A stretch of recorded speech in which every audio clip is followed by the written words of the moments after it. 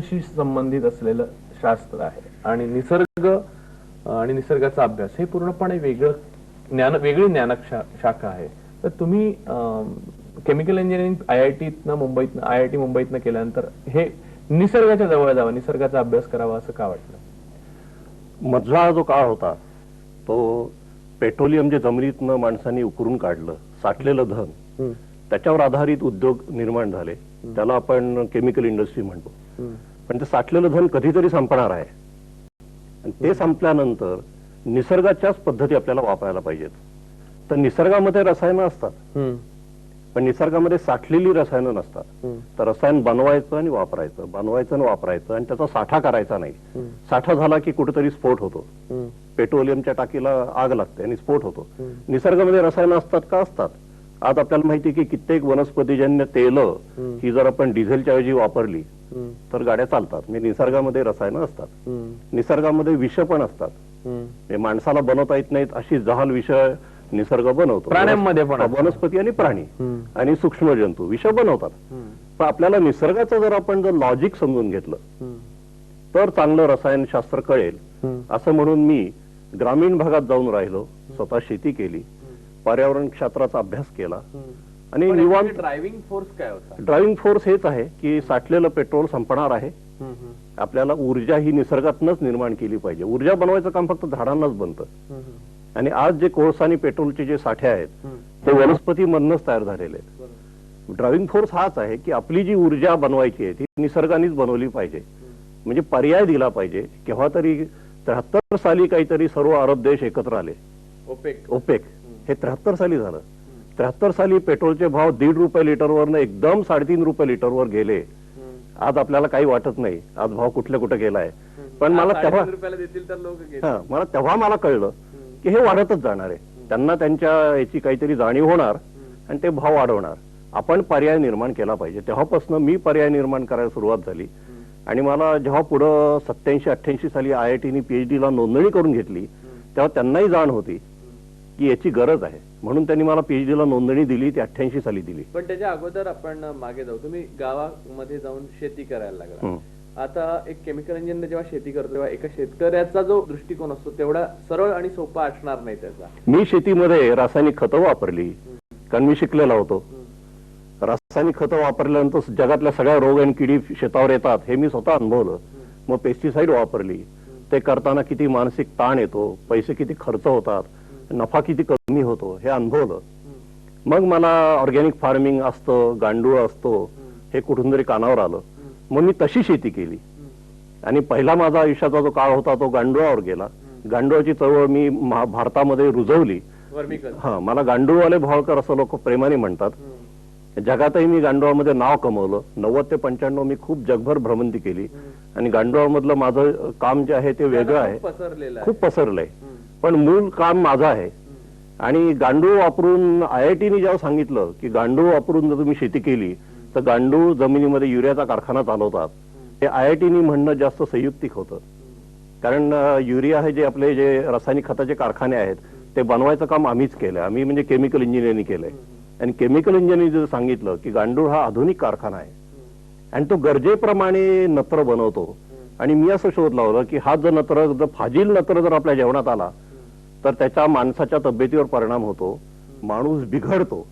मी नत्रयुक्त माणसाला प्रोटीनची गरज आहे, नत्राची गरज नाही, मी नायट्रेटची गरज नाही. नायट्रेट आपल्या जेवणात गेले तर माणूस हिंसा करतो.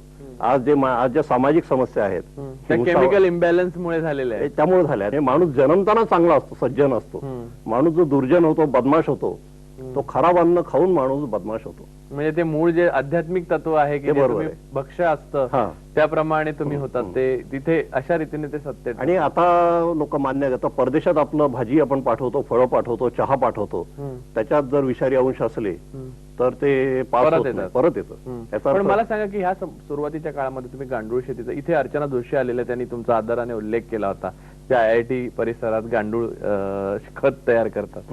तर मला सांगा की ह्या संपूर्ण शेती करण्याची जी प्रक्रिया आहे तुमच्या आयुष्यातली, त्यामध्ये तुम्ही नेमकं निसर्गाकडनं काय शिकलात आणि ते कसं शिकत गेलात? म्हणजे टप्प्याटप्प्याने तुम्ही सांगत जा, विस्ताराने सांगा. केमिकल इंजिनिअरिंगची जी मूळ तत्व आहेत ती मातीला लावता येतात, पाण्याला लावता येतात, हवेला लावता येतात. ती कोणती आहेत उदाहरणार्थ? म्हणजे ज्याला आपण म्हणतात ना डिफ्युजन. डिफ्युजन म्हणजे पदार्थ कसे जातात, इकडून तिकडे कसे जातात. आपल्या किडनीमध्ये देखील डिफ्युजन चाललं असतं, त्याला डायलिसिस म्हणतात. हेच डायलिसिस वापरून आपण समुद्राचं पाणी शुद्ध करू शकतो. आणि आर्टिफिशियल किडनी बनवायचं काम जगात केमिकल इंजिनियर्स करतात. तर जमिनीमध्ये काय घटना घडतात हे मी समजून घेतलं आणि ते समजून घ्यायला वेळ दिला भरपूर. म्हणजे पुस्तकं मी वाचली. म्हणजे मला समजा बॉटनीचा अभ्यास माझा कमी होता, तो केला. शेतीशास्त्राचा अभ्यास कमी होता, तो केला. मिळतील ती पुस्तकं वाचून प्रॅक्टिकली शेतीमध्ये प्रयोग केले आणि शेतीमधल्या ज्या नवीन जे प्रवाह आहेत, दाभोळकर म्हणा, हे म्हणा, ते आमचे समकालीन एकत्र सगळं काम झालं. मग त्याच्यामध्ये काही मला मूलभूत गोष्टी कळाल्या. उदाहरणार्थ सांगा, म्हणजे तुम्ही एक एक गोष्ट सांगा, विस्तारानं सांगा. आता मी तुम्हाला सांगतो की आपले जर कॅल्क्युलेटर हाताशी ठेवला तर पाढे पाठ होतील का? नाही. पाढे जर जिवंत ठेवायचे असतील तर कॅल्क्युलेटर वापरायचा नाही. तर जमिनीमध्ये झाडांना नत्राची गरज असते. नायट्रेट म्हणजे युरिया मार्फे आपण ते नायट्रेट जमिनीला देतो. युरियाचं रूपांतर नायट्रेट मध्ये होतं. आता वरून जर तुम्ही युरिया दिला तर जमिनीमध्ये नायट्रेटचा जो कारखाना आहे, जो गांडूळ चालवतात, तो चालेल का? नाही चालणार. वरून नायट्रेट दिले की तो जमिनीतला कारखाना पहिला बंद पडणार. हे केमिकल इंजिनचं तत्व आहे. बर.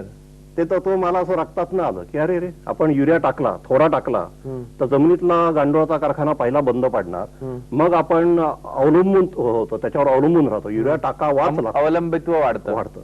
आणि मग तो जर जास्त टाकला, बरं गांडूळ जो बनवतो नत्र, ते गरजेप्रमाणे बनवतो. कारण गांडुळाला नत्र सहन होत नाही.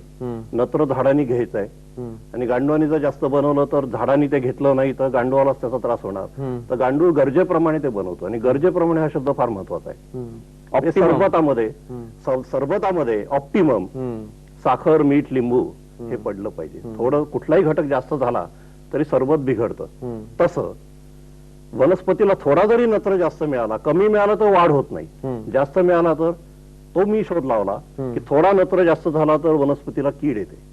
जरा आणखीन जास्त नत्र वाढला तर बुरशीजन्य आजार येतात. आणखीन नत्र वाढला तर बॅक्टेरियाजन्य आजार येतात. आणखीन नत्र वाढला तर व्हायरसजन्य आजार येतात. आणि हा क्रम जसा वनस्पतींवर आहे तसाच कुत्र्या, गाई, म्हशीवर हाच क्रम आहे. माणसावर तोच क्रम आहे. बरोबर. म्हणजे तुमच्या कुत्र्यावर गोचेडा येतात, याचा अर्थ त्याला नत्र गरजेपेक्षा जास्त खायला मिळाला. काय म्हणता? हो. मग जरा आणखीन जर हे आलं की त्याला बुरशीजन्य कातडीचे आजार येणार, मग बॅक्टेरियाचे आजार येणार. मग कुत्रा पिसाळतो केव्हा माहिती का? रॅबीज येतो कुत्र्याला. त्याला जास्त नायट्रेट खायला मिळाले की कुत्रा पिसाळतो. म्हणजे पिसाळलेल्या कुत्र्याला गोळी घालणं हे चुकीचं आहे. आणि पिसाळलेला कुत्रा माणसाला का चावतो माहिती का?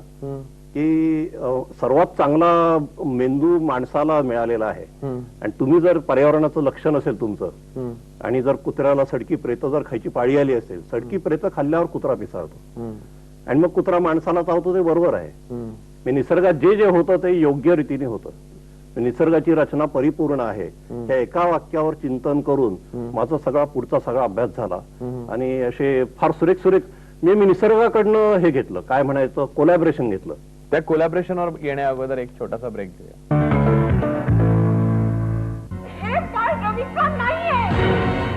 काय? तुझा विश्वास बसत नसेल तर तुझ्या बेडरूमचा खिडकीचा पडा बाजूला कर.